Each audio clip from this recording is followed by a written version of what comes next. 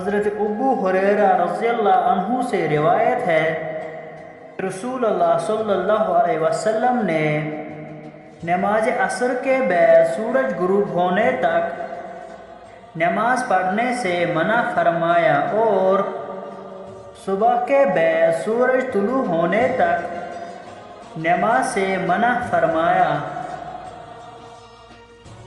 رسول اللہ صلی اللہ علیہ وسلم نے فرمایا، سب سے افضل اعمال یا عمل وقت پر نماز پڑھنا اور والدین سے حسن سلوک کرنا ہے۔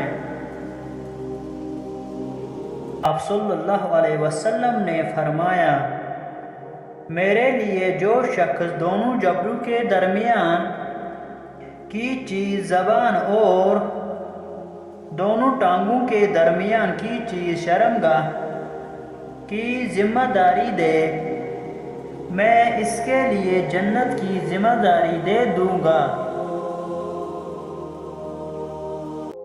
رسول اللہ صلی اللہ علیہ وسلم نے فرمایا، گناہ سے توبہ کرنے والا اس شخص جیسا ہے جس نے کوئی گناہ کیا ہی نہ ہو۔